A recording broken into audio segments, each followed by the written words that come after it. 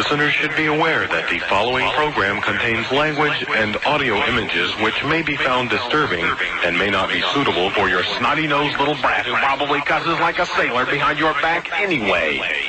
Parental discretion is advised.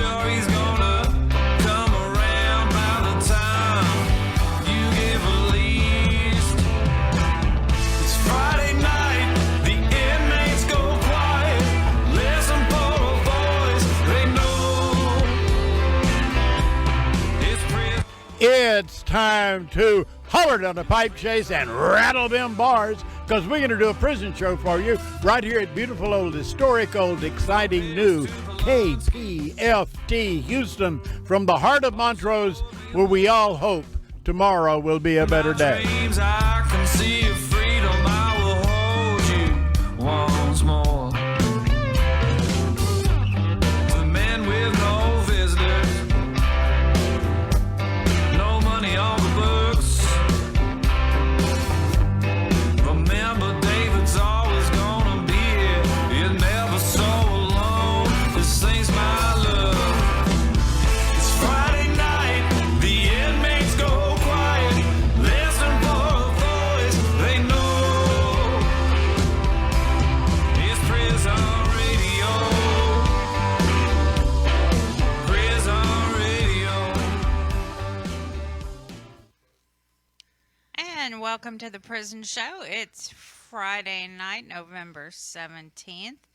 And Miss Linda is out doing the twist and the mashed potato. What the heck is a mashed potato? It's a dance from way back in the 1960s. And she's doing it right now. She's doing that dance. So we're hoping that she's having a ball. We are hoping she's having a ball. Well-deserved break. But in the studio tonight, we have Marcus doing his thing on the iPads. On the iPads, doing Facebook He's cameraman. Live. Cameraman. He just moved my mic, and I'm like, is you crazy? Because I move it with my hands all the time. I'm not going to be able to, I don't know what I'm going to do here.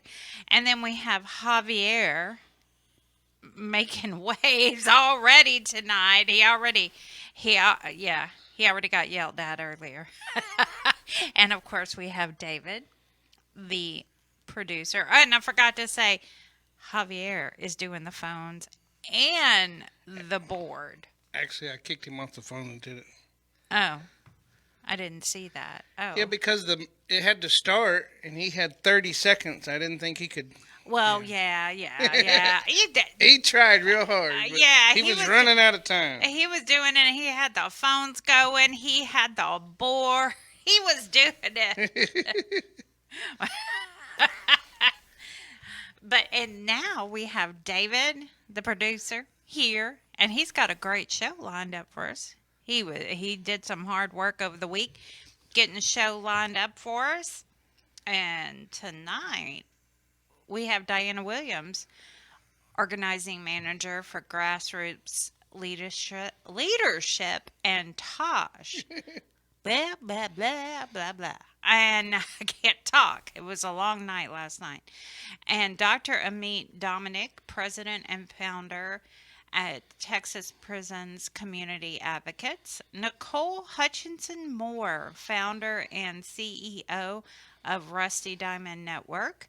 And Abraham Bonowitz, co-director and founder at Death Penalty Action. So, great show. Great show. Jam-packed, yes. A lot of information. So, I hope everyone has their pen and paper handy get some information out there, get some phone numbers and addresses. Do the tablets have notebooks on them? You know what? I don't know. It'd be pretty cool if they could just take notes on the tablet. They do? Oh, he's saying they do. So I got, Javier, the all-knowing Javier, is saying they do. So I guess they do. So if you have a tablet, then you can jot down some information from all of our guests, which we know will be jammed packed with information. And the first guest we have is Dianna. Dianna. Hi, Dianna. How are you? Hi, I'm fine. How about y'all? We are great. How'd the football game Great.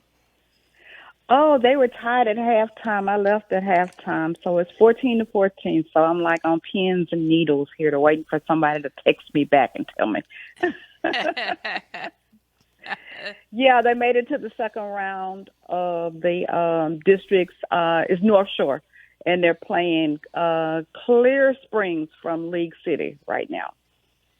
Oh, good. Yeah. Sound like a good game. So, yeah, it is. It really is. So, yeah.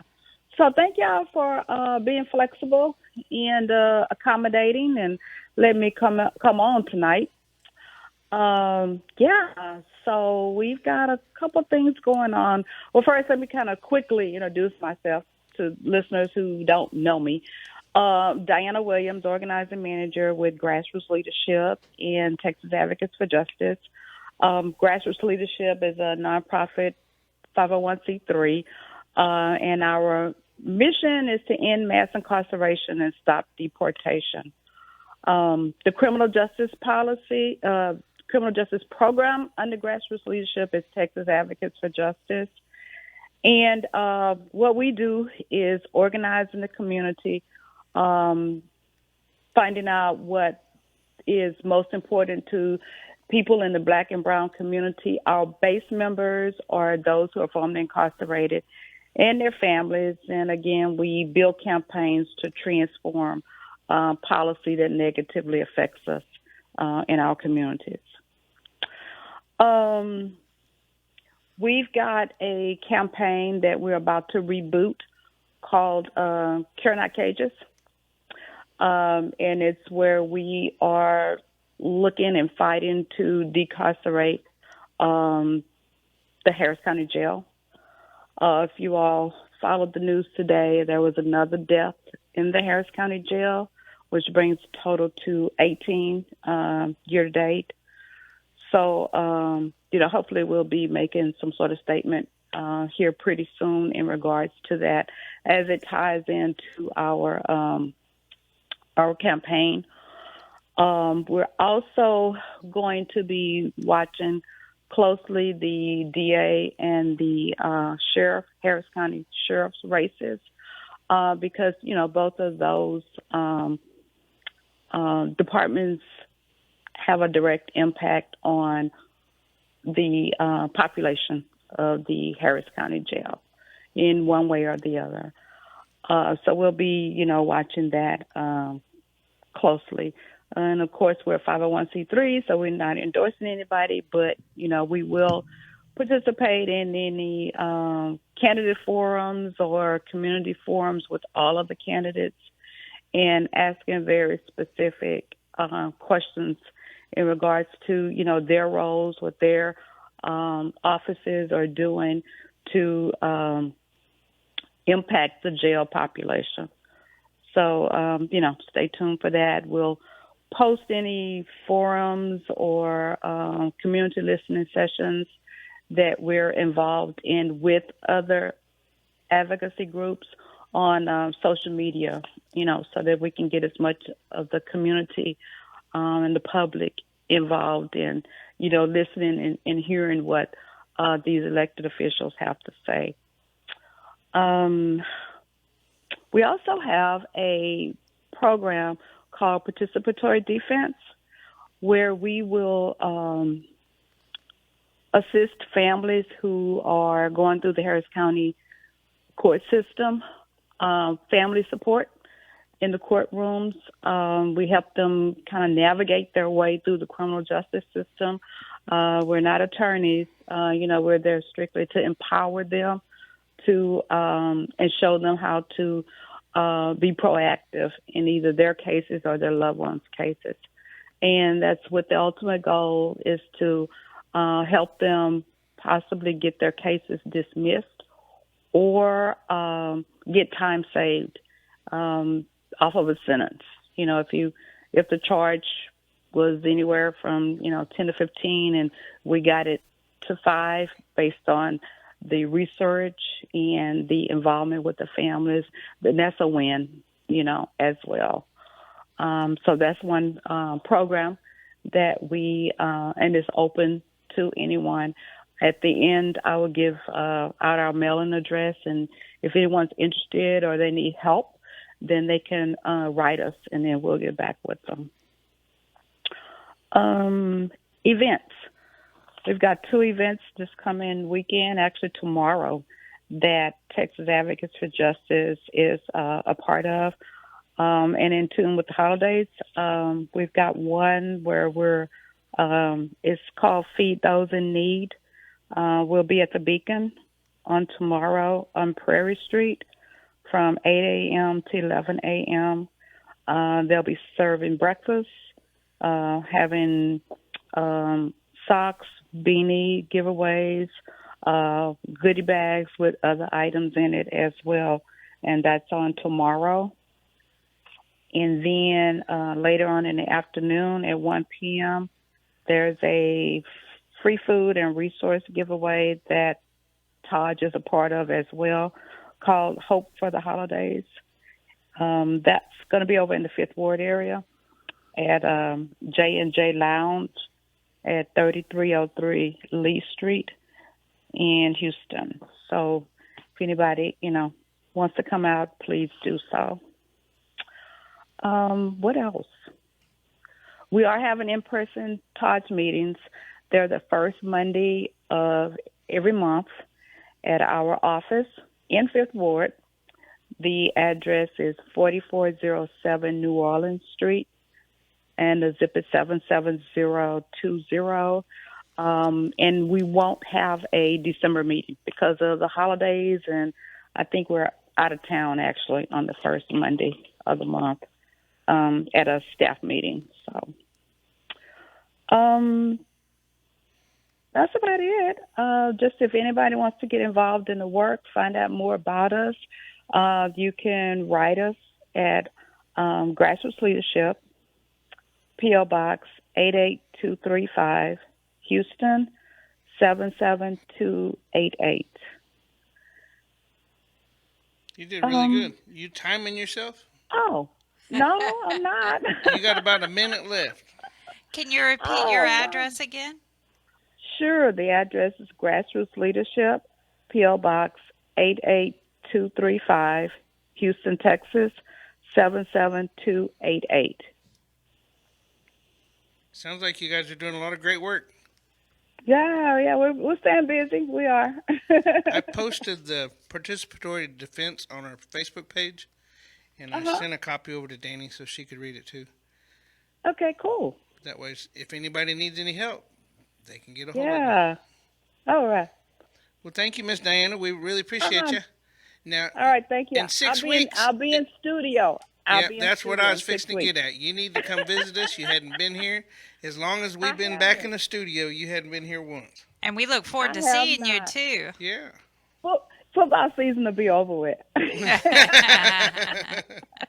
I'll be there. Thank all right. y'all. We look forward to it. Thank you so much. Thank you. Bye-bye. Bye-bye. All right. Now we have Dr. Amite Dominick on line 1. Hi. How are you doing, Amite? Hey there, Dani. How you doing? Doing great. And Can you hear me all right? We sure can. We sure can. You sound great. Good to be back. I missed a little bit. I've been a little bit under the weather a couple of times, but Andrea had come on and filled in, so we're getting to the point where we're getting burns. And I've got I I've got said she Jane sounded Corey great, and here then she with me started tonight. cutting out. Yeah, you cut out a little bit. I'm sorry. Who do you have with you? I got Jane Corey here with me today. She's one of our board members. We're out here doing our strategic planning, getting ready for next year and whatever storms may come, right? Yeah, ain't that the truth? So, yeah. So I'll let Jane say hi in just a minute, but one of the things that I definitely wanted to mention tonight is that Sunset Review Commission right now. And I just wanted to definitely encourage listeners to write into the Sunset Commission what you can, and be there to talk about the process of that. So they've already started taking public comments. Those public comments are kept confidential until after 24th. After February 24th, you can still write in. You can still bring your comments in, but not. And I want to be clear that there's a difference between the confidentiality and privileged mail, right? It's not considered privileged mail for the folks inside. But I want to give that address. And this is something that comes around every 10 to 12 years, folks. So it's really, really important for people to let the Sunset Commission know exactly what's going on behind those walls while we have the opportunity to do this. This is a process. This is going to go well into next session in 2025, where the legislators will have opportunities to vote on whatever recommendations they have. But the Sunset Committee, a lot of folks don't know this, they're also in charge of those rainy day funds. So the potential for them to be able to use that, for example, air conditioning in the Texas prisons. We don't know if they're going to do it, but we definitely need to push that envelope, right? We definitely need to make them aware. A lot of these politicians, quite frankly, don't understand what's happening behind here. Recent development with that is, as of, I believe it was yesterday, the House Speaker has appointed the chair of that committee. So we're looking at Representative Justin Collins as the chair of the committee. Matt Cheyenne is a member. Keith Bell is a member. He also appointed a member of the public, which is Mr. Jeff Austin. And then we have Terry Canales, who's always fought with us to get air conditioning in the prisons. He is on that committee. And Representative Clarity. There's also Senate members. All the new Senate members have not been chosen yet, but Senator Angela Patton, Charles Swartner, and Drew Springer are currently the Senate members of the committee. So, we've sent in the past addresses to mailing addresses of these folks so folks can mail directly. But to mail the Sunset Committee, it is P.O. Box 066, Austin, Texas, 78711. Once again, Sunset Commission, P.O. Box 13066, Austin, Texas, 78711. And here at TPCA, we fight to get AC all year long. So we're still talking senators. So the good news is Senator Menendez just filed another bill on air conditioning, and Senator Eckhart filed again for her special session bill to get air conditioning. We have to be realistic about these. These are special session bills. They're not subject to the call of the governor, but the senators are and make a statement.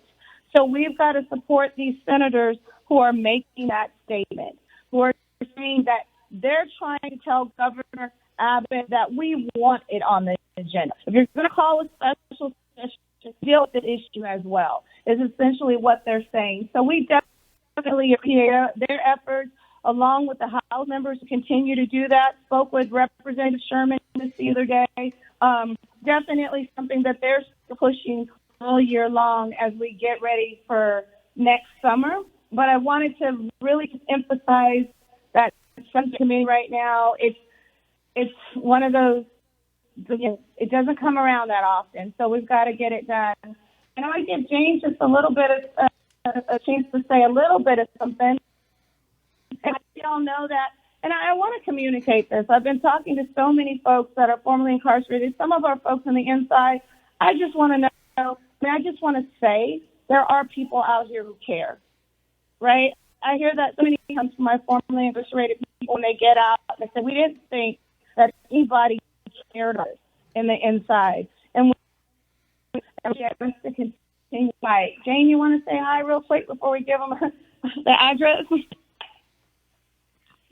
Hi, everybody. This is Jane Corley. I'm really privileged to be working with such a great team of people who are really have their backs into working these horrendous problems we're having with Texas prisons.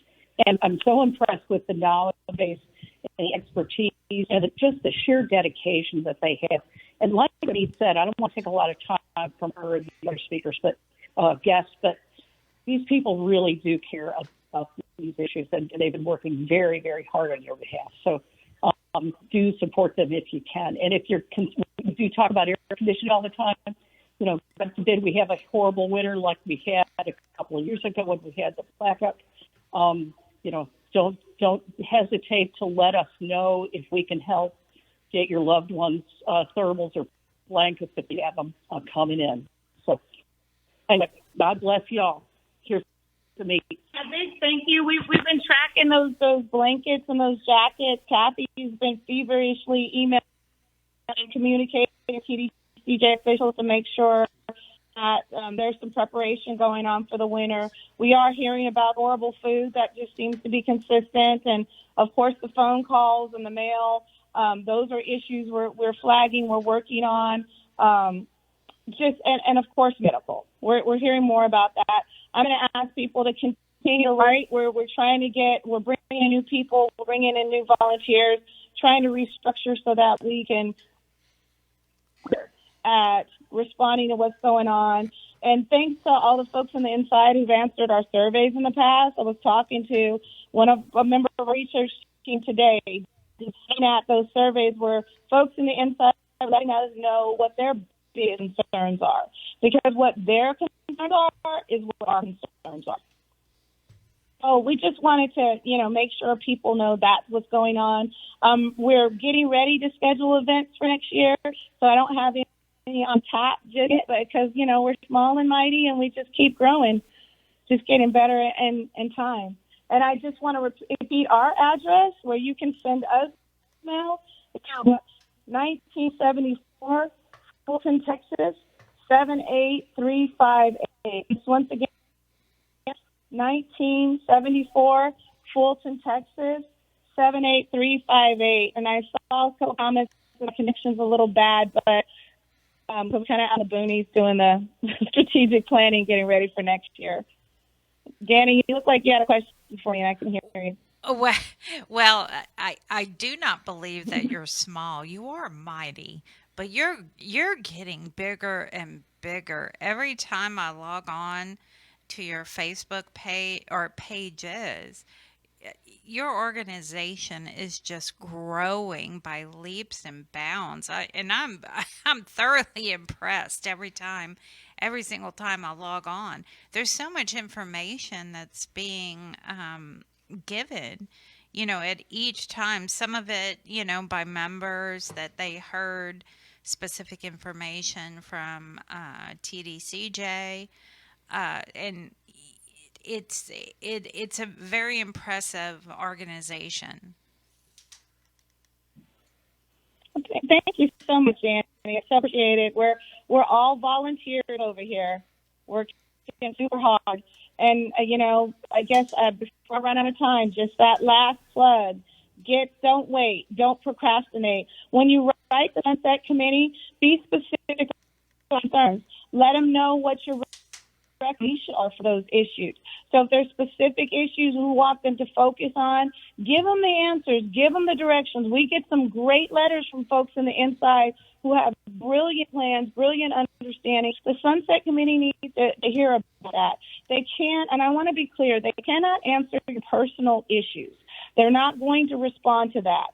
But what they will do is they make recommendations, then they write a report. They'll on the outside out here participate in hear after those reports are completed. To just make sure, we have some example letters, things that people can send on our website that we've had folks send to politicians before. They can do that, but just basic instructions there. I don't know what the problem is. Give them details. Be specific.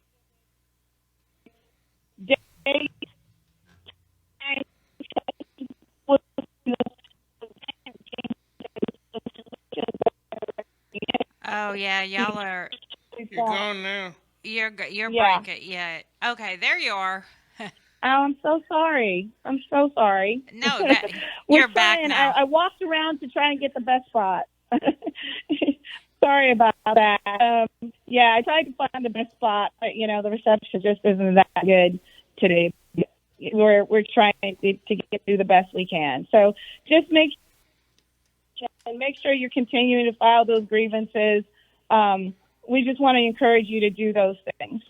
Right, and I'm very grateful that you mentioned that. As long as they continue to file grievances, they have a record of grievances, like if they mass grieve it. We've heard that continually. If they're mass grieving it. Yeah. Yeah. But it's so important for us on the outside. So that's the way we can help you guys out. We need to do all those grievances so that we have what we need to try and help you. Exactly. We appreciate it. And one more question: have you heard anything about the PO box in Dallas? Anything about TDCJ getting help? Oh, I guess that went out. All right. Well, I guess we're going to go to Nicole. I guess they're I was going to ask them about the PO box, but maybe that's them again. Can you grab that? Let's see. Maybe it's them again. They had such a bad connection. I know, they really, really did. But she's always with she always has great information with okay. Hi, Dr. Amite.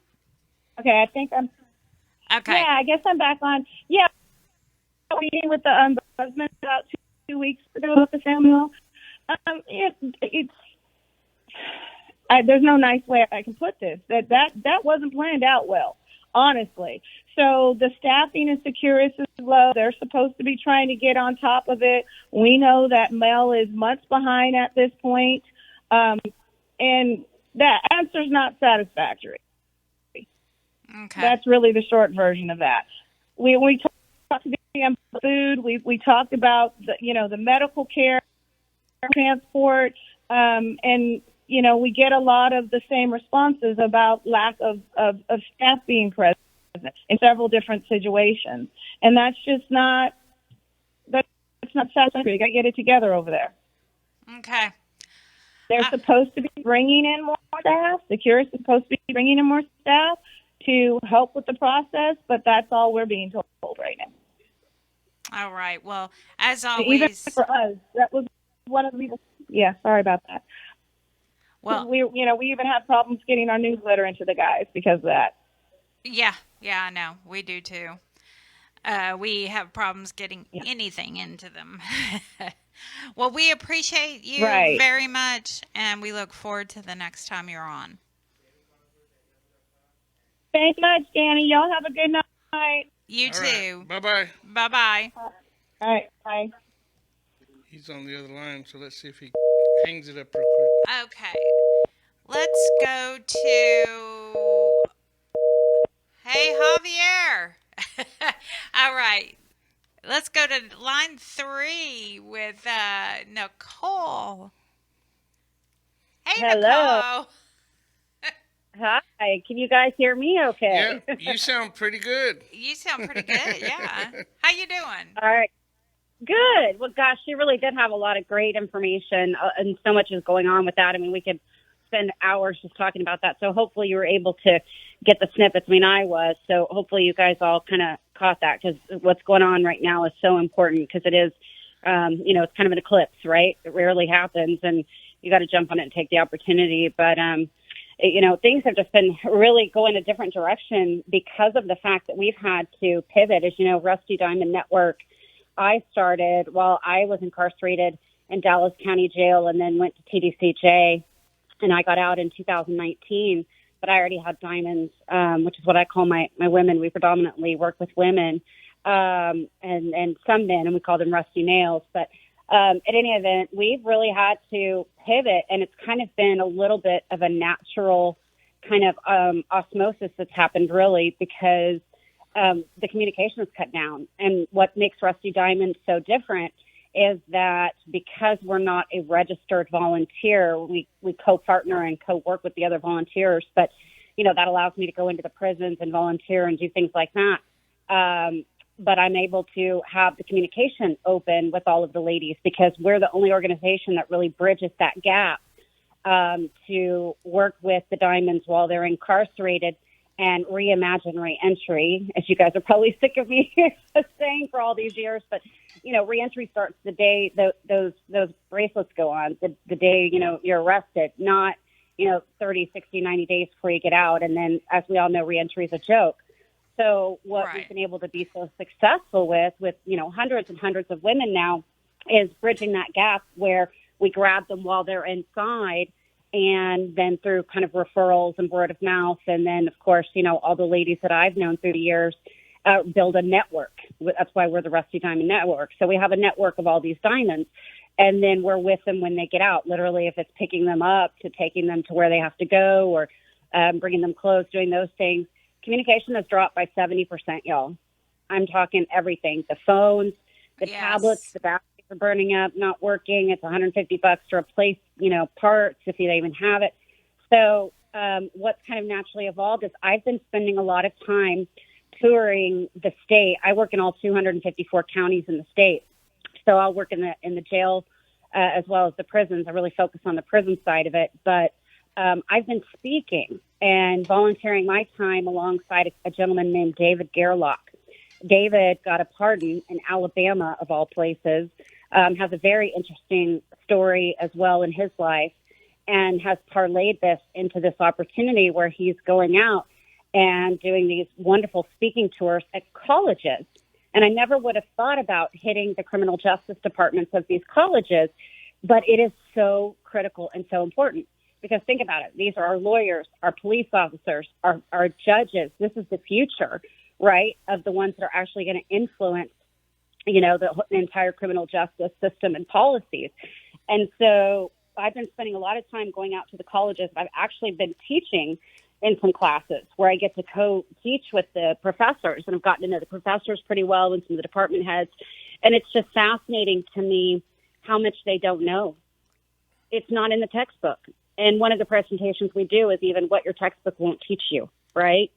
And David and I speak to those things. And so spending this time kind of being out there in the trenches, it's different for me because I'm used to being with my diamonds, and my volunteers are doing a lot more of that work now. And it's beautiful because it's, a network of diamonds helping other diamonds, right?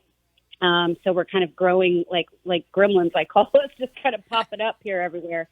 But the good thing is it's allowed me to get out and do something that I didn't realize was so valuable and important, which is just getting one-on-one with the people that are going to have an impact, and hearing our stories and hearing the truth about what prison really is. What is mass incarceration? We throw these terms around, but here I am. Here's a human. Here's my story. Here's my life. Here's what happened. Here's what led me there. Here's, what happened while I was there, and here's what I've done since I've been out. And then here's my fellow diamonds and rusty nails and their stories as well. And I'll tell you guys, it's been so impactful that I've now been speaking in front of the parole board and parole members and lawyers, and going to these conferences, and even sat down and had dinner with the chairman of parole as I look over at him and I go, hey, remember me? Wow. I'm still on parole, and I met him while I was in prison in a program that I was the director of the graduation. So it's just amazing how it comes full circle. But where I've spent so much of my time the last few years, really 4 years until this year, kind of in the trenches, hauling furniture, getting people places, all of those things. We're still doing those things, but my volunteers are now doing that. I've been able to kind of let go of that a little bit and really focus on getting out here with the message. And it's just been a really interesting time and something that I didn't really foresee when I did my strategic planning last year and, kind of looked at where we were headed and where we were going. This just has really been kind of a beautiful shift for us. And, I have a lot of hope now. It's been a hard 4 years. You see a lot of things. I've had a lot of difficulties. It's not easy. It's not easy inside, and it's not easy out here either, and especially once you're, branded with that TGCJ number. And, it's just been a magical time to kind of transition that. So, I want you guys to know that, yes, we are all out here fighting, and we're all doing it and coming at it. It seems like there's a lot more kind of a strategic approach from all fronts, right? We're coming from the east, the west, the north, and the south, and it's like we're all kind of coming at the people that are, in control of all of this. And I think they're really starting to listen. This legislative session was really depressing to me. I had to just bow out because I couldn't put time into what I saw, that they were not going to pay any attention to criminal justice whatsoever. And I was right. Nothing happened there. I think there was like one bill that got passed, but at any event, next year, well, not next year, because we're not session, but the following year, we're going to be working on leading up to that next session and the legislative things that we can tackle and actually try to get, passed. And I think we're going to have a lot of a different shot at it because we're getting in front of a lot of important people and sharing these messages far and wide. And we got to just keep doing that. So when do you start working on it? In 2024, correct? Yes.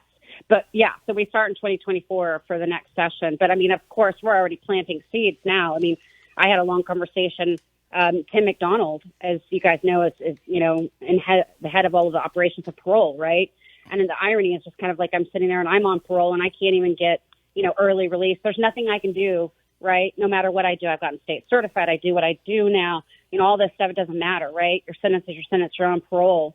And so we were talking about some of just the legislative parts that have to happen, in order to give us, goals and things to attain, not just, okay, when are you going to send me to ISF because, I screwed up this or that or the other according to your parole officers, right? So they're hearing that. They're listening, and I'm going, is there any other career, business, industry, or vertical market that does not have a path both ways? A path to a performance improvement and a path to, a performance reward for what you're doing. And they kind of looked at me like, wow, we never thought about it that way. Well, why wouldn't it you? Because you don't think of me, and my number, 219-7160, as a human. You see me as that number.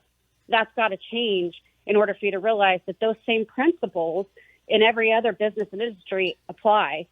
And it's very simple to transfer that and that kind of methodology. Why are we making this so difficult? And nobody really has an answer, right? Because that's going to be a really hard question to answer, because then you have to look inside at your beliefs and your values and really look at, what has truly gotten us here, over the last 25 years. Well, how do people get a hold of you, Nicole? You can write to me, 7801 Alma, that's ALMA Drive, number 74. That's Plano, Texas, 75024. And for any of you family members, I'm on Twitter. I'm not on Facebook that much. We do have a page there, and the girls will go out and check it every once in a while. But we do most of, our social media on Twitter. So I'm at Prison Diamond, and you can DM me there because we do love to work with families and help you guys through certain situations. And, now after all these years of kind of working through the system and getting things done, we can be very helpful in kind of coaching and guiding you and walking alongside you to help with, your loved one that's incarcerated. Okay, Nicole. We appreciate you taking the time to talk with us this evening, and we look forward to, I assume, 6 weeks, right, David? Yep. She's every 6 weeks. Yeah, I missed you guys. I was down in Austin, actually, with David, and was hoping that David and I could both join last time, but it didn't work out. But I'm going to try to get David on here, David Gerlach. And for anybody that can access any kind of podcasts and things, you can see his podcasts and some of the stuff that he does out there. Just an amazing guy. But I'll try and get him to join us. Sounds good. Thank you, Nicole. Thanks You guys so much. take care. My heart's with everybody. All right. All right. Have a great one. Y'all too. Happy Thanksgiving. Same to you. All right. Let's get to Abe on line 1. Hi, Abe. Greetings, everybody. How are you tonight? And we're blessed. How are you? Well, blessed too. Yeah, nobody's shooting at me, and I got enough to eat, so doing a lot better than a lot of people. So Yes, sir. we're we're in good shape. But grateful for all of you and everything that you're doing, and shout out especially to Dr. Amite and Jane Corley. It's great to hear her voice. She's done a lot of volunteer work with us as well. So just exciting, and also want to thank you, Dani, and everybody that was out at the prison last night to stand and witness at the execution of David Renteria. Just another outrageous, unnecessary killing happened in Texas last night. So thank you, Dani, for being out there and for coming on with us on our live vigil that we do. You're welcome. So, Want to make everyone aware that there was a state-sanctioned murder last night. that's right. 2 of them, actually. One Two in of them, Texas and one in Alabama. And I want to talk about that Alabama in a bit. But first, again, grateful for the opportunity to be with you all. And there's a lot of things to update you on, so I'll just get right down to it. The first thing, of course, is that the Bureau of Criminal Justice Statistics has released its capital punishment report on 2021. So there's a lot you can find on the internet about that, but some of the highlights from it are basically, it seems that 4 times as many people came off of death row because of their convictions or death sentence were reversed in the courts and were executed. And that's just in 2021, which is pretty amazing. And if you think about it, it just shows what a waste of money death penalty trials are when you have so many that don't end up with an execution, but they spend all that extra money just trying to get a death sentence. More than half of everybody on death row currently was sentenced to death for more than 21 years ago, which means on average, individuals have been under their current death sentence at least 2 decades. And we know people in a number of states, actually, that have been there longer than even 4 decades. There's one guy in Florida who's been there almost 50 years on death row, Tommy Ziegler. I've met Tommy, and he's got a really strong innocence claim and has just been screwed right and left. But actually, he just won a couple months ago the right for some more DNA testing, and we'll see what happens with that. But anyway, it just goes to show they just can't always get it right. The other big thing is that 2021 was the 21st consecutive year that the number of people sentenced to death has declined. And according to the Bureau of Justice Statistics, by its count, death row has decreased in size by more than a third, from 3,601 to 2,382 since the end of 2000, which is pretty amazing. And that reduction, of course, can come for a number of reasons. Some because people are taken off of death row when states abolish the death penalty, which is happening more and more, and for many other reasons. But those are some of the highlights with that. I also want to note, jumping back to Texas, there's only one person left on Death Watch right now. That's Ivan Cantu. And I want to give everybody a heads up. There's going to be a new episode of the Cousins by Blood podcast this weekend coming up. They now have 3 jurors from Ivan's trial who are now working with the defense and concerned about that execution. Ivan's date is in February, but we're hoping, of course, that he doesn't go all the way. So shout out to Ivan if you can hear us up there in Ponsky, and hang in there, brother, because we're coming to get you out. So that's what's happening there. And there's nobody else with a current, as far as I know, nobody else with a current execution date in Texas, which brings us to another space of a law on executions, which we've had a couple of here in Texas now. So let's jump back over to Alabama. They did have that execution last night. The good news about that was that they didn't screw it up too badly, and there's been a real problem with executions in Alabama. A year ago in July, with the execution of Joe James Jr., they spent more than 2 hours poking him and trying to get him set up to do the lethal injection, and basically they tortured him even more with all that, trying to get the lethal injection set up. And then in the subsequent 2 executions after that, they actually sent the prisoners back to their cells because they ran out of time trying to establish an IV.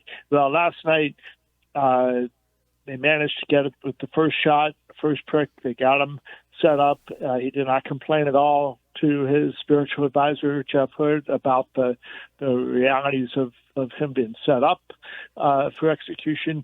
But they did make him wait extra time because they were all set to go, and it turns out they failed to bring over the witnesses. Texas had that happen last year, or not too long ago, I guess. But the last night in Alabama, it was prolonged a little bit because they failed to bring over the witnesses, and they had to wait until they brought the witnesses over. Then they killed them. But the good news is that we actually had an eyewitness who's part of, working with us, working with the anti-death penalty movement. That's Reverend Dr. Jeff Hood, who last night witnessed in the death chamber, supporting the prisoner, his 4th execution this year. He's done 1 in Texas with Arthur Brown Jr., 2 in Oklahoma with Scott Eisenberg and Anthony Sanchez, and then last night with Casey McWhorter. And Jeff is set up to be the spiritual advisor also for the next guy scheduled to be killed in Alabama, I should say, which is going to be the whole world watching, because that's the first time they'll be trying nitrogen hypoxia in Alabama's gas chamber. And Jeff had to sign a special waiver to say he wouldn't hold the state responsible if the gas leaks out and ends up killing him too. It's just crazy stuff. But that's coming up in January. That's the next Alabama date in January. Is with the first try using nitrogen hypoxia, or as we're calling it, the gas chamber. One other thing I want to mention about Casey McWhorter, y'all enjoy this, is that he, in his where I put that, I wanted to read you a piece of his last statement. This is, he asked if you said, I'd like to say I love my mother, my family, and apologize to the victim's family. And then he added, and I'm quoting, "It's not lost on me that a habitual abuser of women is carrying out this procedure." And that is in reference to the warden in Alabama at that prison, who was holding the microphone for him. And that guy, as a state trooper, was fired for his abuse, his brutally beating a woman. And of course, he's got all these charges against him. And here he is, the warden at the prison in Alabama. And he was called out by a prisoner who was about to kill, which is, I thought, pretty remarkable and astute that he was able to do that. So let's see here. That's a couple other things to share with you. The next execution scheduled in the U.S. is in Oklahoma on the 30th of November. Phil Hancock, you might remember I talked about that last time 2 weeks ago. Then we had the clemency hearing And Phil Hancock got a recommendation for clemency from the Oklahoma Pardon and Parole Board, and now that's up to Governor Stitt. So anybody that's out there in the free world, and you can make your phone call to Governor Stitt or sign a petition that's on the front page of deathpenaltyaction.org, please do. Governor Stitt has until November 30th to decide whether or not to execute Phil Hancock, because he does have a recommendation for clemency. Just like in Texas, he can't do anything without that recommendation. But they've got a new parole board, and those folks voted for clemency. So that's happening, and we might be able to stop that next execution. Also in Oklahoma is the next guy that's scheduled. His date is not until February 1st. James Ryder. James's clemency hearing is coming up in 2 weeks, and we've got a petition up there for him. What we understand is that he's pretty solidly mentally ill, and hopefully he will also get a recommendation for clemency. Jumping over to Mississippi, the state attorney general is asking for 2 execution dates, and one of which for a guy named Willie, get Willie's last name here, Willie Manning. And Willie Manning has already been exonerated in one case, and he's asserting his innocence on this case, and we're going to see what happens. But hopefully, if they do set that date, it won't be for this calendar year. And then there's another guy that's also they're asking for an execution date for him. And then some good news. Good news. In Ohio, again, we had a hearing this week on Wednesday. I was one of the people that testified at that hearing. I live here in Columbus, Ohio, and this is where I grew up. But we've got a bill to abolish the death penalty that's got real legs, and we think we're going to be able to pass it.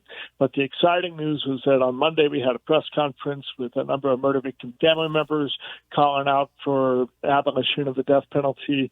But most exciting is at the hearing, for the first time, the most recent former director of the Ohio Department of Rehabilitation and Correction, Gary Moore, came out and said, I would not be testifying here if I thought the death penalty was a deterrent or kept my staff safe. And Gary Moore became the third in a row of the directors of the Department of Corrections in Ohio. Reggie Wilkinson was first, then Terry Collins. Terry Collins oversaw 33 executions, and then Gary Moore oversaw 15 executions. All 3 of them retired from their jobs as the head of the Department of Corrections, and then joined our movement to abolish the death penalty. And that's pretty remarkable if you think about it. How when you have former executioners coming out and saying, I was doing my job, but now that I'm no longer in that position, I'm going to say it was wrong and we need to get rid of it.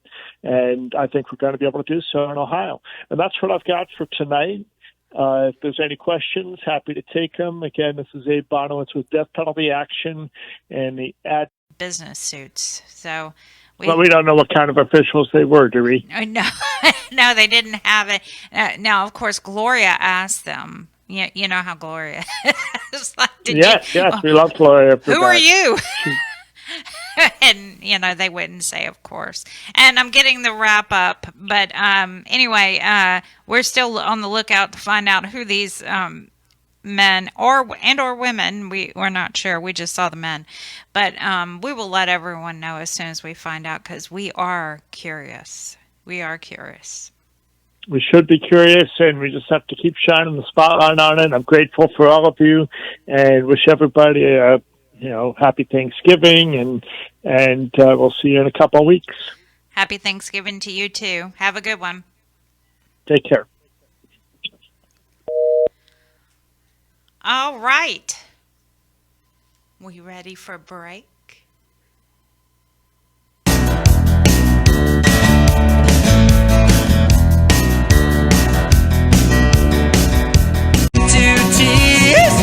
Don't need no shackles on my ankles, 'cause there's shame in my brain. Incarceration, inmate depression, it's the cold hard prison game.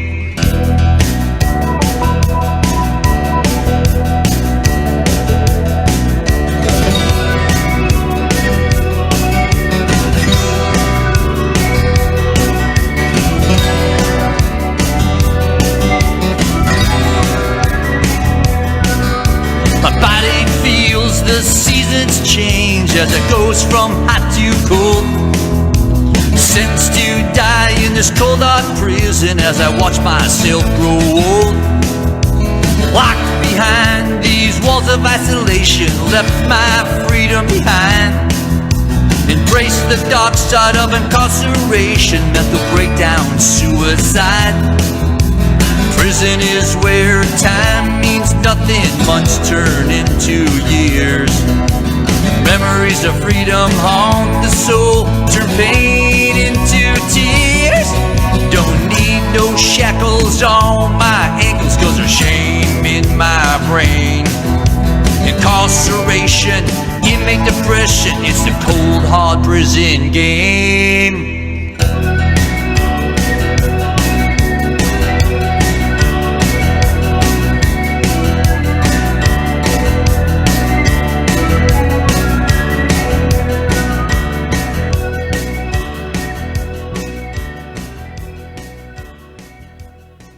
If you're now tuning in, you're listening to KPFT Houston. All right, we have some open lines here. Give the next level of nerds a spin. We have some open lines for some nerds. Open line 713-526-5738. Option number two. Support for KPFT and the Prison Show is provided by the Cohen Parole Law Team. For almost 40 years, Gary Cohen has helped to represent incarcerated individuals throughout Texas obtain parole and fight parole revocations. We protect those who have fallen short of perfection from the wrath of those who believe they have attained it. More information about Gary Cohen and his associates, Alan Bennett and Gene Athens, can be found on their website at parolelaw.com. You may also contact them at 512-476-6201. All right.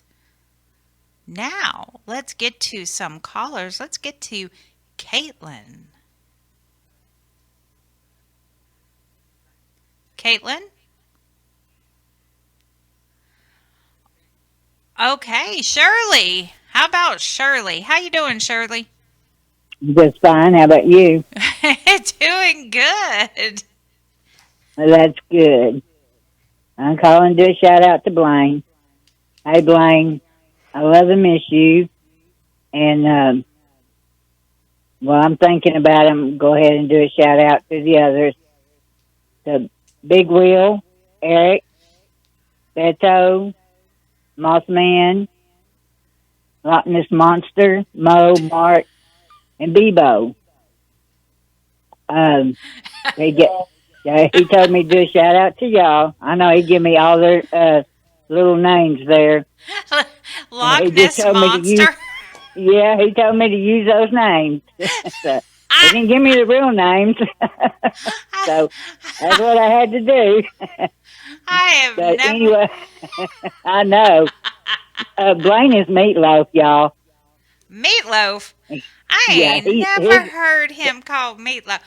I need to know who this... Yeah, that's his nickname. I need to know who this Loch Ness Monster is. I have not I have no idea which one it is. Blaine, you need to call me. You need to call me. I need to know this. Yeah. Yeah, Blaine, she needs to know these things. You need to call her and let her know. And when he said Bebo, that reminded me, I cannot think of that movie, but it was Demi Moore played in it. Bebo? Yeah, Bebo. I've never heard of Bebo. Who are these people? Blaine, who are you by? They're his family. See, give me all their nicknames. Bebo, Loch Ness Monster. Will and Eric and Mark. I don't know. Now, those are their real names, I'm supposedly I thinking. know who they are, but Bebo and Loch Ness Monster. I'm concerned. I'm really concerned. Yeah, he told me. I said, okay, so I'm supposed to say these names on the radio? And he said, yes, Mom, it's just fine. Go ahead and say those names. I said, okay, I am. So I did. So Blaine's nickname is Meatloaf, y'all. Anyway. I will call him Meatloaf. I sure will. Yeah.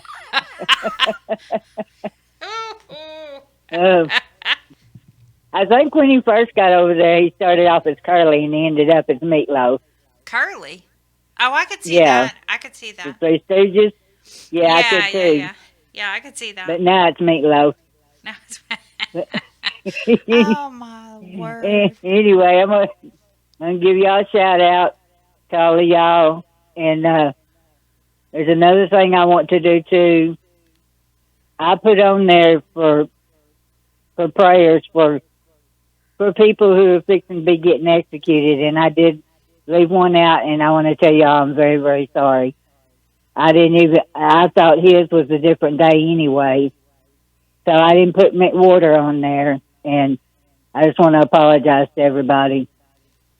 So I want to do shout out, and I love it when y'all sing Amazing Grace, even though I can't hear y'all singing it. Wish I could hear y'all singing it. But I love it whenever y'all do that, because I read it on Facebook. So I hope y'all are all having a lovely night, and I hope they put a good movie on for y'all tonight, too. Because whenever I talked to Blaine, he said in a couple of hours they have a movie coming on. So, good. Yeah. I love and miss you, Blaine, and I will ask you tomorrow about the movie.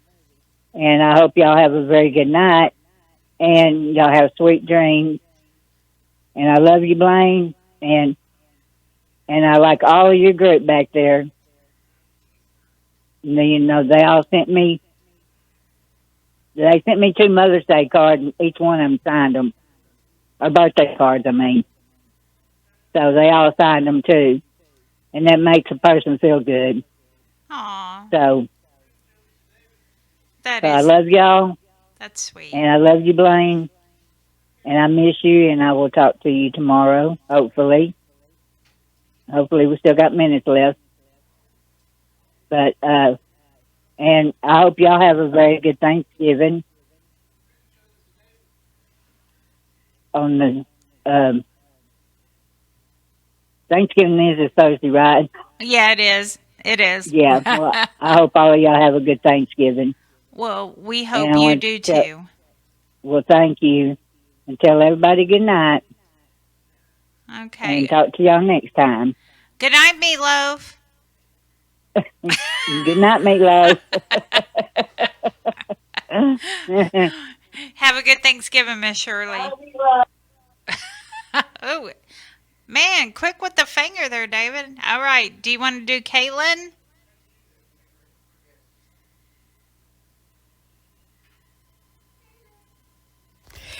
This is a shout out for Beto Garza in Plunski.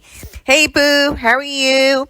I hope that you're in good health and spirits, and that there is a smile on your handsome face. As for me, things are okay. I'm not too long home from work. Actually, I just came in maybe about 10-15 minutes ago.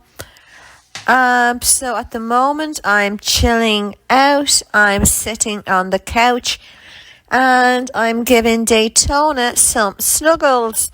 Yeah, I don't know whether you can hear her snoring, but yeah, she is snoring at this very moment. I'm not in work tomorrow, so I plan to go to Bud and see him, give him some carrots. I also still have to get in touch with the groomer to get Daytona groomed and Bud clipped. Yeah, we just keep missing each other. He calls when I'm in work and I call and he doesn't pick up. So eventually I say I get him. Other than that, yeah, it's getting pretty cold here. And yeah, the evenings are so dark. So yeah, I have to kind of the lights on in this living room and just, yeah, chilling, watching TV. So, yeah, please know that you mean the world to me, and thank you for everything. And yeah, you're forever in my heart, thoughts, and prayers. So, good night, sweet dreams, and please stay safe. Okay, and to everybody at the prison show, a big, big thank you for making this happen. She's so sweet. Okay, Lydia on line 1. Hi, Lydia. Hi there. Hi there. Hi, Dani. How are you? Doing good. How are you doing? I'm doing good. Doing good. How's Miss Linda? Oh, she's right now. She's doing the mashed potato and the twist. Okay. Okay. She's at her high school reunion. Oh, is she? That's nice. That's nice. That's nice. Always good. Well, we're having beautiful weather here in the Rio Grande Valley. Although the fog was real dense early this morning, but it was a beautiful day. We're in the 80s. Well, 80. But it's beautiful. We needed some good, nice weather here in the valley. Got some rain that we needed so much. A good 4 inches of rain last week. So plants are happy. I'm happy. And, well, that was, Shirley gave us some insight on Blaine. Yeah, that was, okay. Yeah. Good to know. Yeah. Good to know. Yeah. But I want to wish you all a happy Thanksgiving. And know that you are in our thoughts and in our prayers. And I want to tell my son that I love him and I miss him dearly.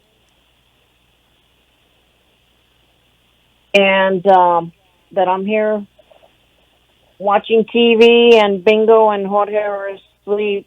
I'm alone, home alone. I'll walk over to Tia Rosa's and get a cup of coffee over there. Keep her awake for a little bit. And I love you, mijo. You take care. I'll talk to you tomorrow. And I want to thank everybody, Dani, all of you, Dave, for making this happen. And we really appreciate it. Well, thank you, Lydia, Okay. very much. You have a great And weekend. I will have to push that number 2 button here soon. Yeah. Well, Okay. thank you. You're welcome. You all have a blessed Thanksgiving. You Okay? too. Have a good Thanksgiving. Good night. Good night. Good night, everyone. Bye. Bye-bye. Maybe I should have asked her if she knew who Loch Ness Monster was. Huh. I missed it. All right. Now we're going to have to get to Mike Lewis. He sent me a text telling me he was in Egypt. Me and Linda. I don't know why he's doing a shout out if he's in Egypt. I'm a little bit concerned. Hello, this is Mysterious Mike doing his shout outs for the prison show. I'd like to do some shout outs to the guys of Texas, Guy Alexander, Jamie Cuppett, Stephen Russell, Stephen McGee. Shout out to Philip Perez. Lucy and Michelle want me to do a shout out for Paul. Shout out for Philip in Dallas, Jovan, Matt, Thomas, Edward Rees, Adam Wilkerson. Shout out for Haas. Tasha wants me to do a shout out for Payday. Shout out to Bill R. Sims. Special shout out to Clarence Lee Bowman. Hopefully you're getting much better. Shout out to Raymond Lee Cart. And you can continue to write in care of David Collingsworth to Mysterious Mike. And hope everybody has a wonderful Thanksgiving. Happy Thanksgiving. And hope everybody enjoys Black Friday. Take care. And once again, happy Thanksgiving.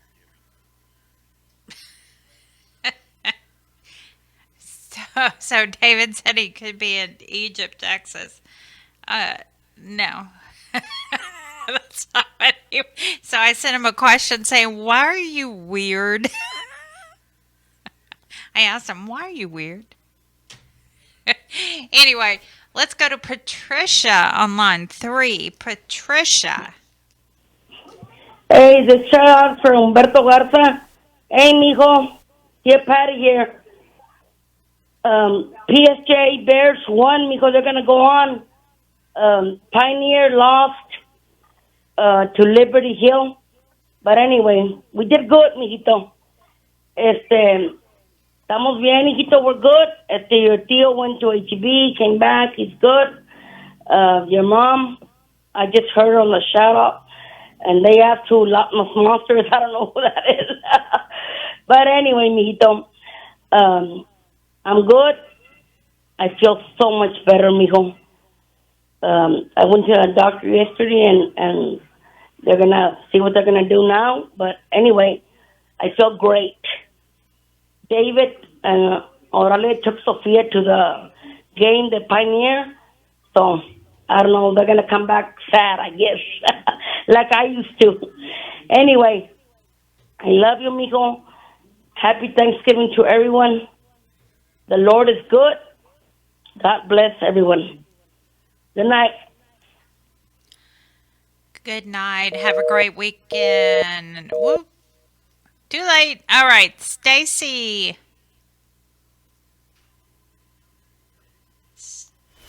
This is to my husband, Sporty Black at Wainwright Unit. Hey, baby love, I kiss you. Mwah. Boo, I trust today has been smooth. On my end, Lee came by to work on Susie to no avail. Yeah, the lights. By now, I've heard from you to explain. Then Mom came by. Yeah, for the free foodie she got. I didn't mess with going, though. Yeah, we got a box load plus of them. I've heard from you. The 11th, 15th, 23 E-notes speaking on the e-com. I'll focus on it the weekend. Yeah, Swiss rolls. I trust we can get. We'll see. The girls are behaving. It's been a nice warm day here in the 70s. Baby, this isn't but a note letting you know I'm out here all yours thinking of you and missing you. Too much. Way too much. Oh, and Mom's son is to come in tonight for the deer hunting season. And boo, there's a coyote lurking. Yup. Grrr. We'll have to keep our eyes out on it. Babe, yeah, and the deer, they're always in our yard grazing. So, yeah. Sweetheart, this is just kissing you. All is certainly well. I ache for us. I love you so deeply, my one and only. Mwah. Take care. I kiss you, my love. Take care, Sporty. I love you. Okay, now let's get to Jamie. Or Jaime. Jamie. Hi. Jamie. Okay. Hi. I want to do a shout out to my husband, Gucci, on Ella's unit. I love you, babe. Good night. I did get a letter from you today after hours, after everybody already left. I don't know, just one letter, but I didn't get a letter from 15, 16, and 17, and I only got one letter, so I've been on the mail room, but so you know how I be. Here, tell Popo good night. Say good night, Popo. Good night, Popo. I love you, Popo. Good night, Popo. Say you love him. Hurry. Say I love you, Popo. Hurry. She's trying to run away from the phone already. She's bad, babe. Oh my gosh, she's so spoiled. But we're watching that movie. It's like a series. Me, my mom, and Alyssa. What is it called? Who is Erin Carter? It's about a female, but anyways, I haven't been watching Arrow lately because I've been on that other series with my mom and Alyssa. But anyways, I love you. I'll see you tomorrow. Good night. Even though I see you tomorrow, still happy Thanksgiving. I love you and I miss you so much. Joseph, if you're listening, son, I love you. I miss you. I gave somebody a message to tell you to listen to the radio. I know you just got your tablet today. I had to push them. I know it took a month to get your tablet, but I was calling and bugging and bugging. And today, yep, the Secures lady was there today, so I was calling all morning, all day. But I love you. I'm glad you got your tablet. Write me. I probably won't get a letter till Monday. Sometimes we do get them on the weekends, but I love you. Good night. Keep your head up. Don't be stressing. I'll see you soon, too. I love you, babe. I love you, Joseph. Good night. Happy Thanksgiving to both of y'all. And Joseph, stop stressing. I love you, son. I miss you. Thank y'all, Prison Show. Happy Thanksgiving to y'all as well. And have a blessed weekend. Thank y'all. Same to you. Okay. Bye-bye. Bye-bye. Okay. Lupe on line 5. Hi, Lupe. Hello. Hi, Lupe. Oh, okay. I wasn't sure you could hear me. I didn't know if I had to do the star 6. How are y'all doing today? Doing good. How are you? I'm doing fine. Thank you so much for this opportunity. Thank you. My shout out is for Isidro de la Cruz in the Polanski unit. And I just wanted to do a shout out today. Say hello. I didn't fall asleep. I haven't been well, so I've missed a few weeks. I just wanted to let you know that you're in my prayers every day. And I have had a little bit of communication with the family, but I don't believe that they'll be coming this next week.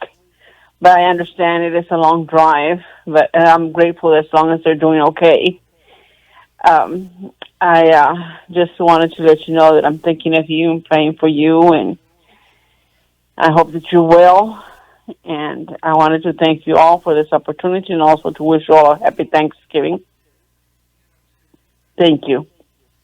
Happy Thanksgiving. Thank you. Bye-bye. Bye-bye. Okay. Now, we do have some open lines. The number here is 713-526-5738, option number 2. And we have Simon on line 2. How's everybody doing? I just want to give a shout out to the Prison Show for accepting me with open arms when I came home after 21 years. And most definitely, I want to give out a shout out to my associate and best friend, Tyrone Robinson on the Terrell unit, who has laid out the red carpet, and just the reception has been wonderful. And if it could get any better, then I would just truly be in heaven. And I just want to thank everybody for everything that they've done and making my reintegration as smooth as possible. And I thank you, and good night. Well, thank you, Simon. Hope you have a Most great definitely. weekend. And you as well, and a happy Thanksgiving. Same to you. Same to you. All right. All right. Bye-bye. Okay. Now we have Early. Hi, Early. Hi there. How are you all? Thank you for taking me. Y'all have a happy Thanksgiving. Hope you do too. Thank you. Thank you. This call is for Mijo. This is Tia Early. Hopefully you're doing well. I miss you and love you, and I know it's going to be hard during these times. The holidays are coming up, but you're in our hearts and in our minds daily. There's not one day that doesn't go by that we don't think of you. I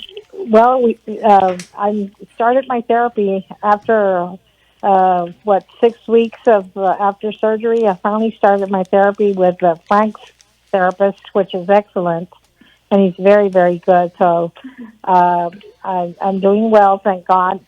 And he believes that today he saw me and he saw there was progress, so I'm happy about that.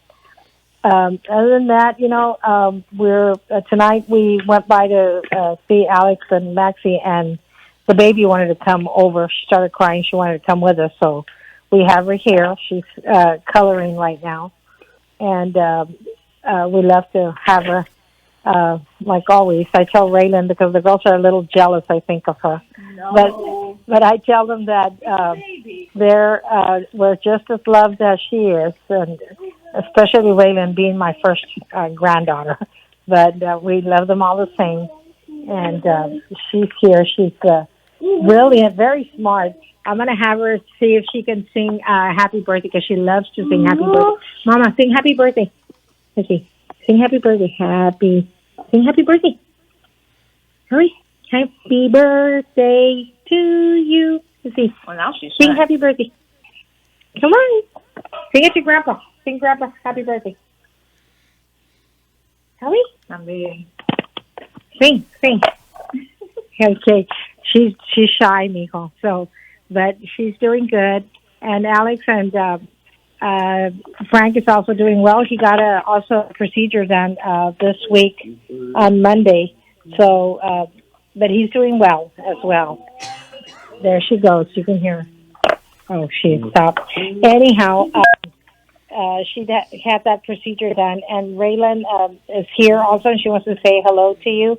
And foremost and all, we're praying for you and loving you and missing you. And have a happy Thanksgiving. Here's Raylan.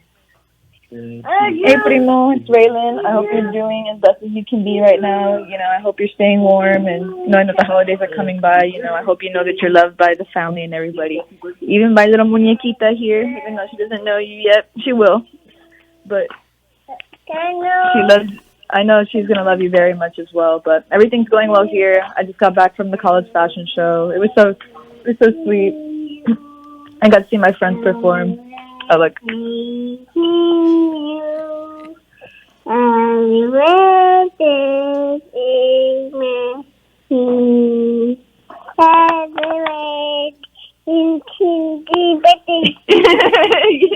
But yeah, no, love you so much, and so does Layla. She's out and about a friend's birthday, but I know she'd be saying the same thing. I'm gonna send you a letter soon and a drawing if I can. But love you lots. Here's Grandpa. Feel right. Oh, Beto, how are you doing? Pretty good. Aquí estamos. We just ate a botana that we got from the town. Fajitas y chicken. So wish you could have some, but you know how it goes. But hopefully you have a good Thanksgiving. And we're here praying for you every day. So hopefully something will happen. A ver que como quiera. Yeah, so maybe they'll give you some turkey. So, right now we're just sitting down here relaxing. We're gonna watch a movie later on. See if the baby goes to sleep. But other than that, hope you stay in good spirits. God bless you. And we're getting ready for the wedding. we're getting ready for the wedding también on that next Saturday. And Edward will be coming home. Edward's coming? Yeah. Edward's coming home. Yeah, Edward will be coming this week too to the house for Thanksgiving. The 20th through the... Edward's going to be here on the 20th, so hopefully we'll give a shout out on Friday, and he'll be able to talk to you as well. But like I said, sending a lot of hugs and kisses, and a happy Thanksgiving to everyone there. God bless you, and good night, and love you all. Thank you, guys. Thank you. You have a great Thanksgiving. Oh. Yep. He wasn't such a quick draw McGraw. Yeah. We got another caller calling in right now. I can do my shout-outs real quick. Go right on ahead. I think I will. Roderick Harris. Curtis Claus. Yes, Curtis Claus. Rue Moy. Ken Decker. Jeff, we took some great photos, didn't we? Yep. J Van Story is my friend over at one of the units. I'm not going to say which one, but he has a very good innocence claim that we're working on. AJ. Brett, get ready. I'm going to go see you soon. Leroy at the PAC unit. Hey, Leroy.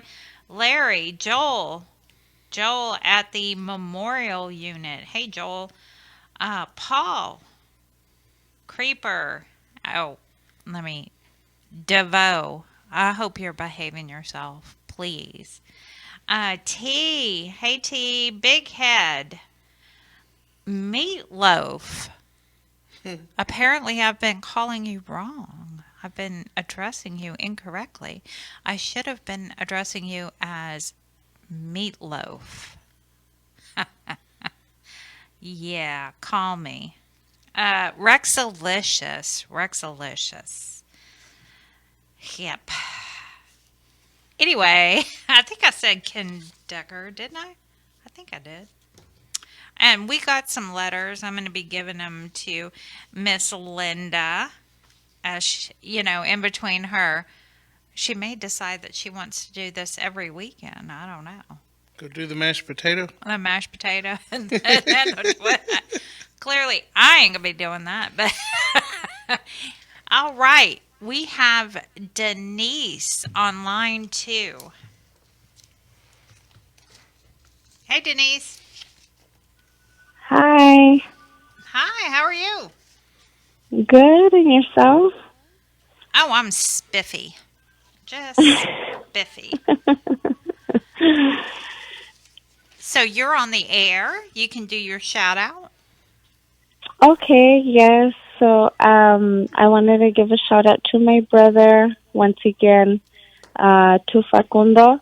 This is his sister. I just wanted to say hi. I know you're listening. I don't know. I haven't had a chance to see if he has been listening to me. So, but now I know. Today I know he is, and as I always say, I'm always here with you. I love you, and you're on my mind and on my heart every day, all day, no matter what. And he's always the one to encourage us and motivate us. So sometimes being in a tough situation, you forget your own words. So just think about everything that you've told me, helped me get through, and apply those to yourself as well. But we're all here for you. We all love you. We miss you, and you're always on our mind and on our hearts. And also, once again, thank you to you, all of you that provide all of them, that support. I was watching yesterday while you all were out there, and I don't know, for some reason, I don't know if it was the fact that, he was from, from here, right, from my home city. It was just hard to watch and see how those terrible things that, I got to see that people were commenting. But I really do want to commend all of you, the way you react, or you just kind of, hey, not here. You don't, I don't know. I don't know if those type of people are looking for some type of reaction, and you all are just even polite about it. Like, hey, take that somewhere else. That's not why we're here. So I commend all of you, and I thank you all for the support you give every single one of them. And because sometimes, their families we can't be there for them.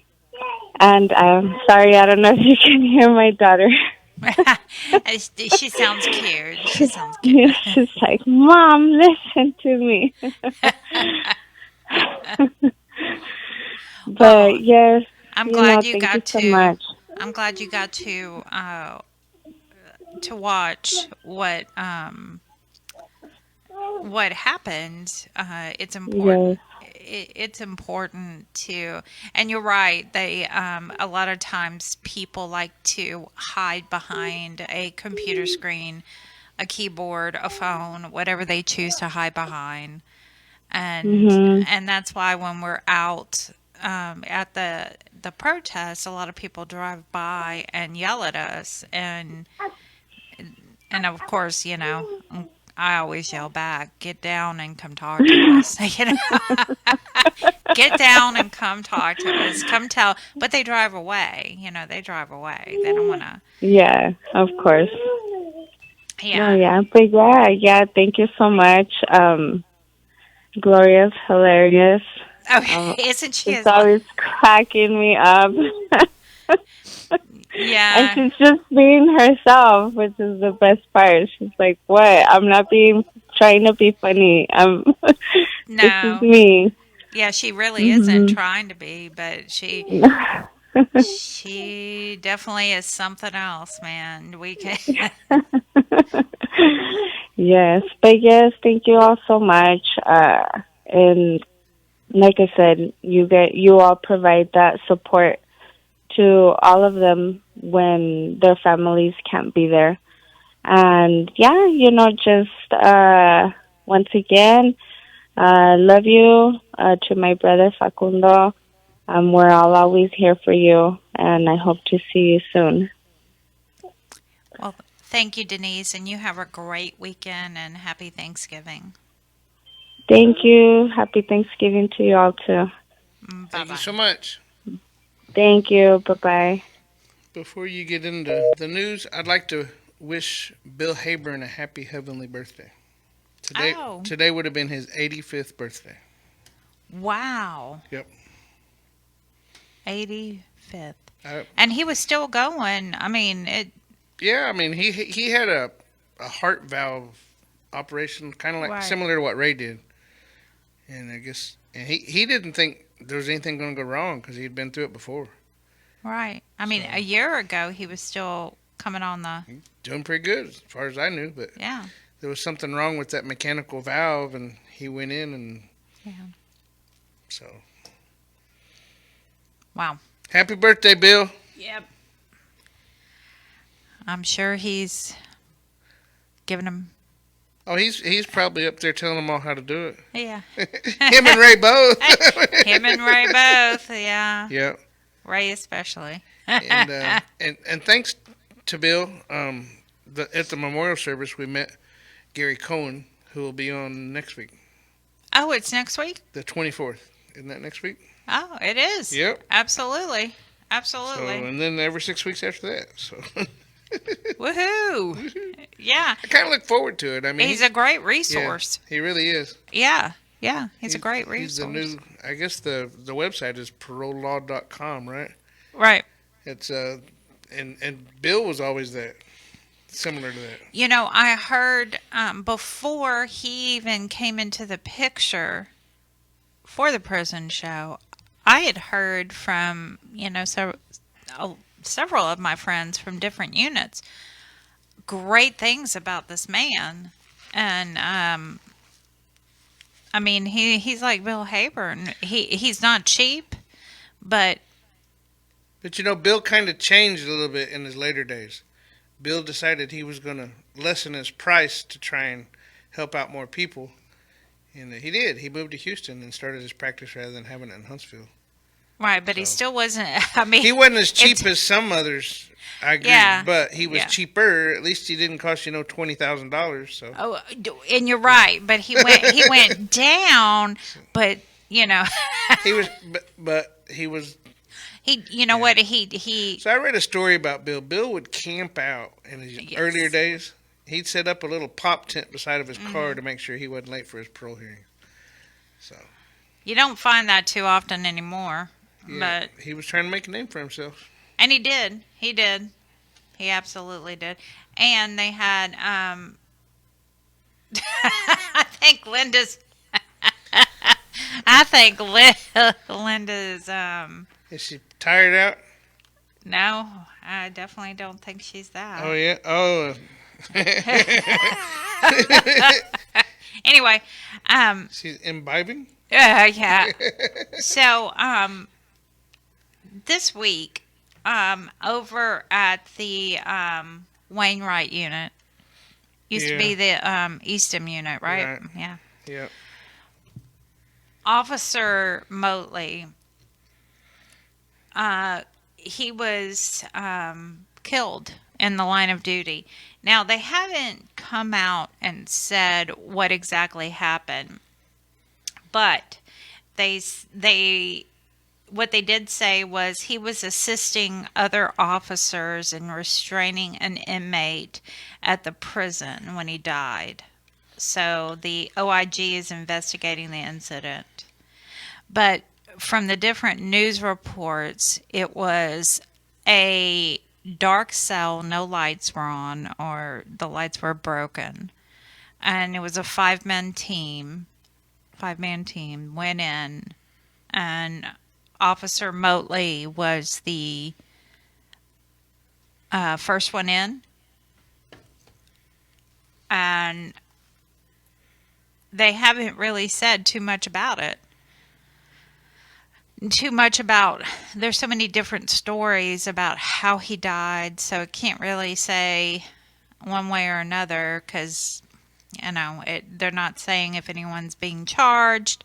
Somehow or another, I get the impression that no matter how it shakes out, the incarcerated person is going to be the one that they're going to point the finger at. I'm guessing. I mean, they're just saying they're not making any more comments at this time. Right. So. That's all they're saying. But I mean, if they went into the cell, I mean, it just stands to reason it's a pretty good excuse. Whether it's right or it's wrong, I mean. No, it's an excuse, but his mom, is directing.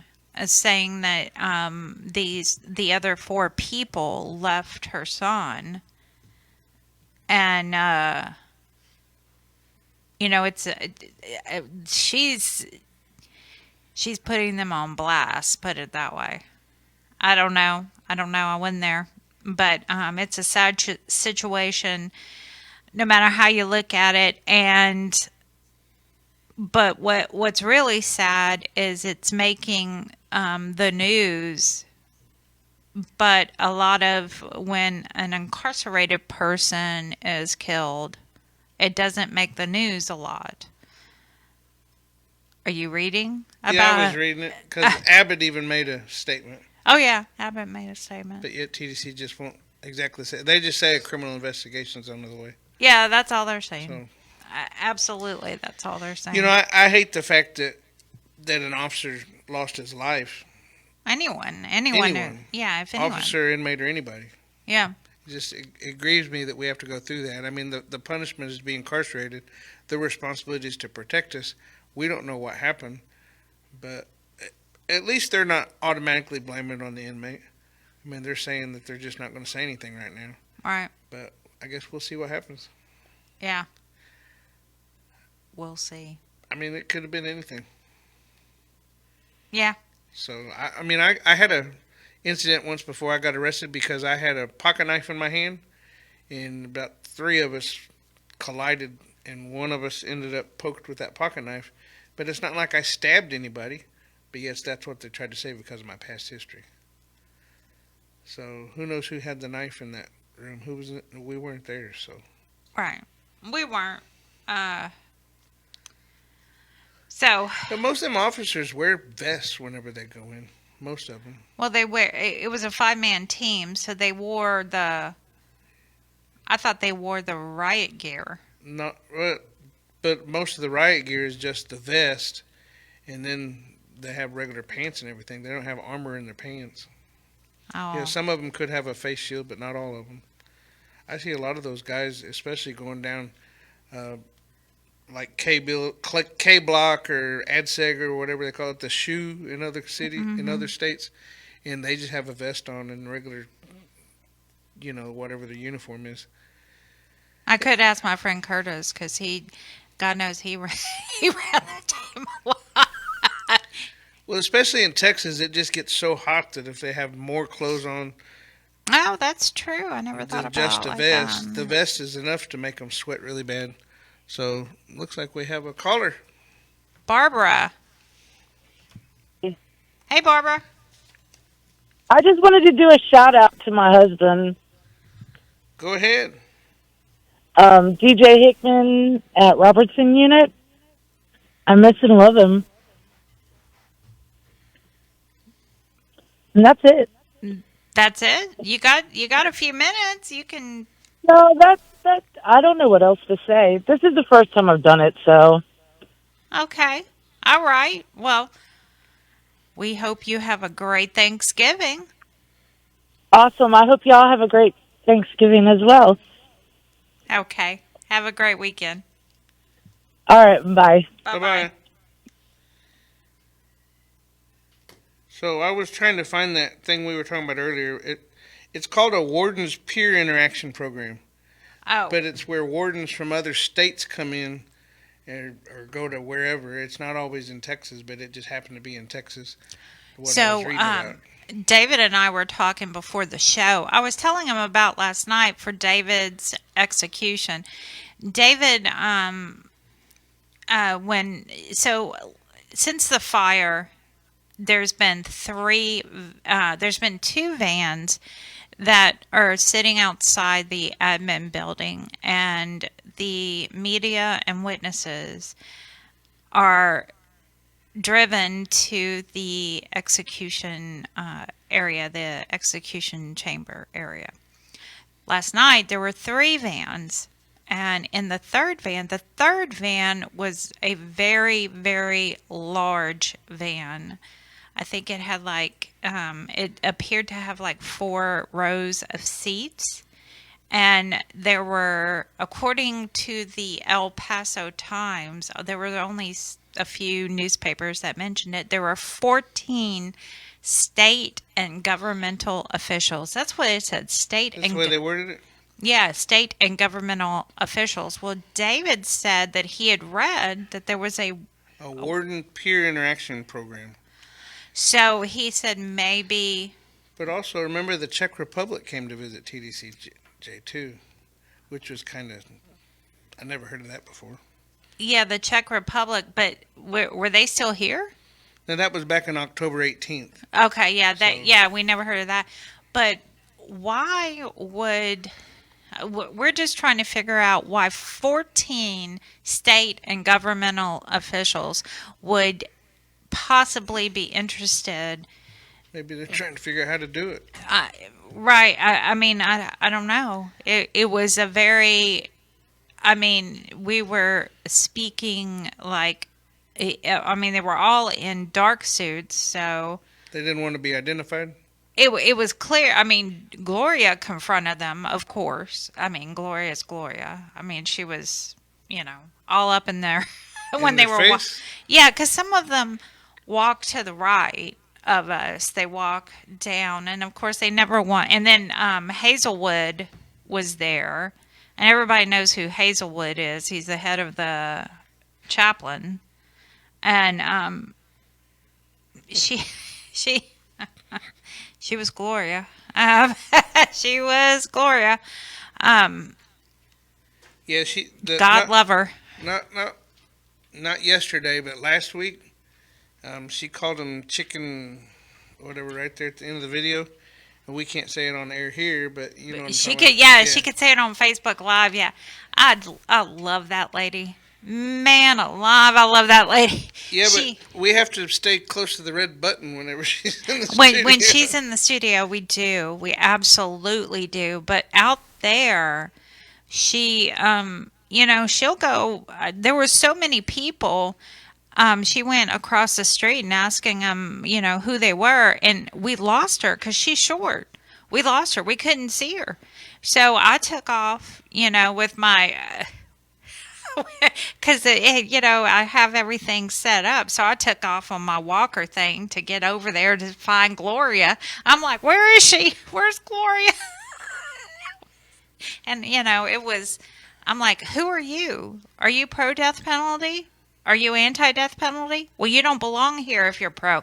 You go over there. I'm like, go over there. You don't know. Go over there.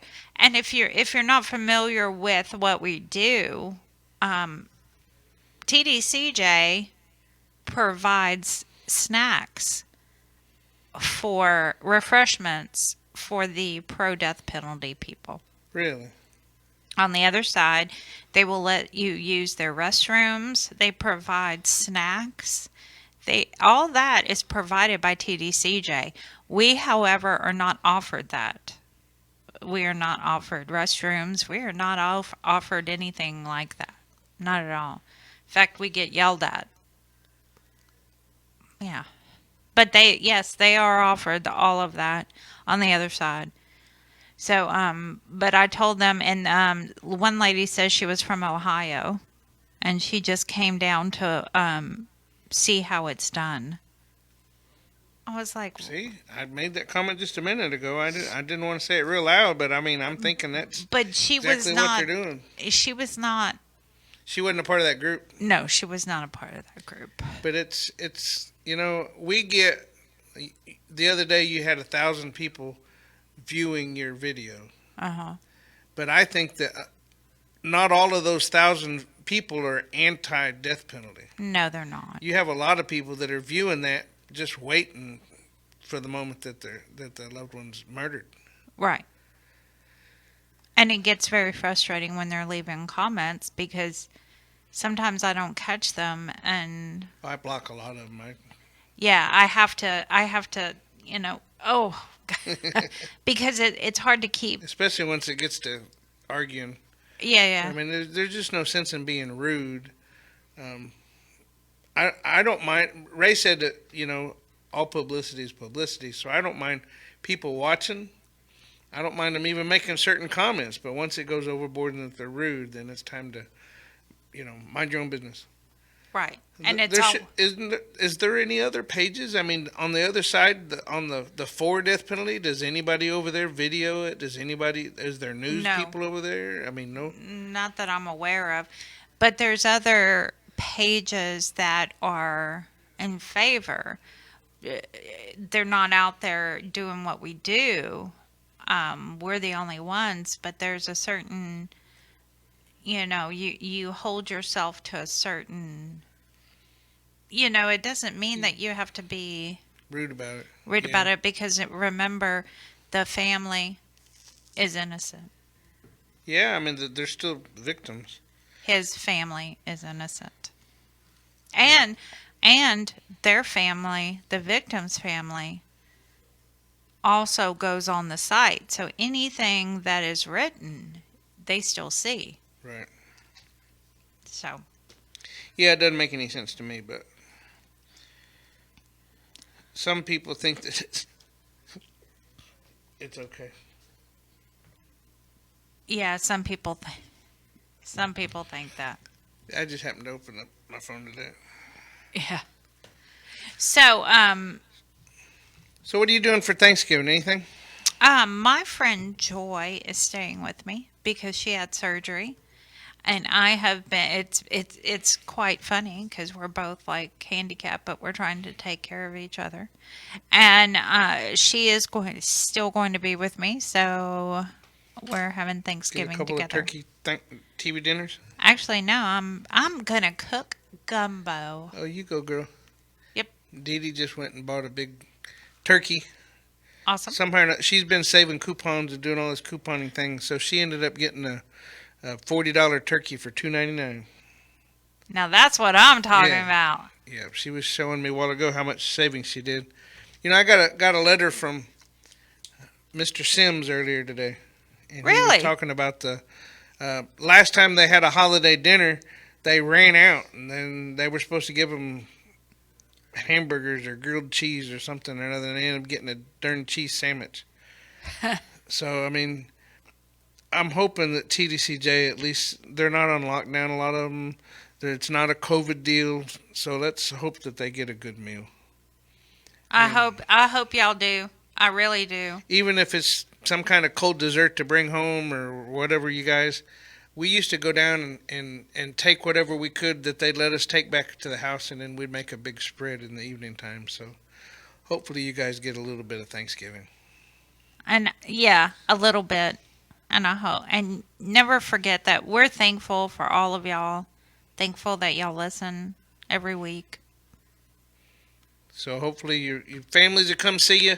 We're here. We'll be thinking about you. We're trying to be here for you every Friday.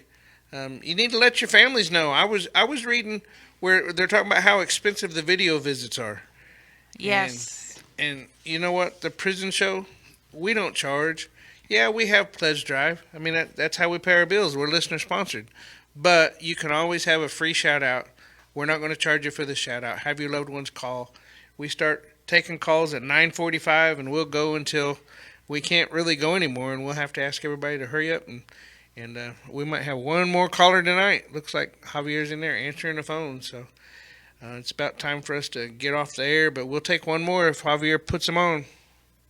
Javier, can you, or is it a call? Maybe it says unavailable. I'm always questioning those unavailable. Yeah, because somebody called a while ago and wanted to talk to us and wanted to give us information about somebody that got out and went to Fort Worth, and I told them that they needed to contact me, email me.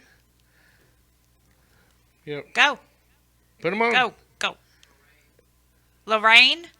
We have a Lorraine. Hi, Lorraine. We only have a minute. Okay, that's fine. I just want to give a quick happy birthday shout out. Go ahead. Okay.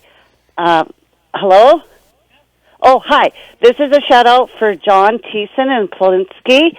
Hi, buds. It's Lane. Just calling to wish you a happy birthday. Hope you have a good one. Thanks a lot, guys. Bye. All right, Lorraine. Have a good weekend.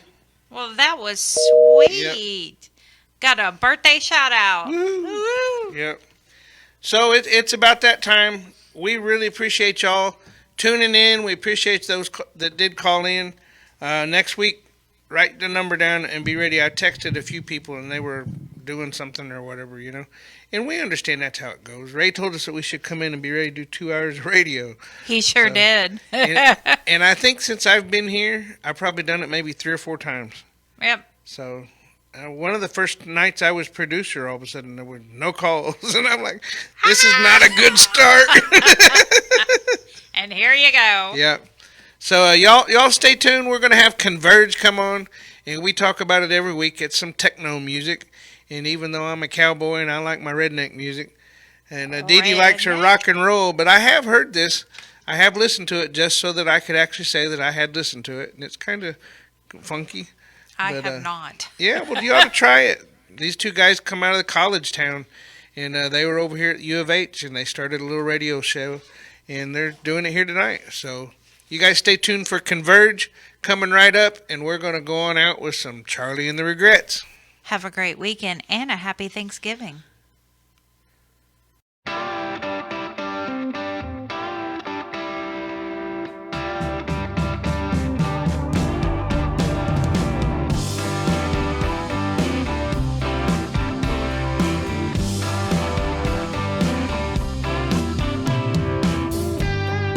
Daddy, I'm coming to see you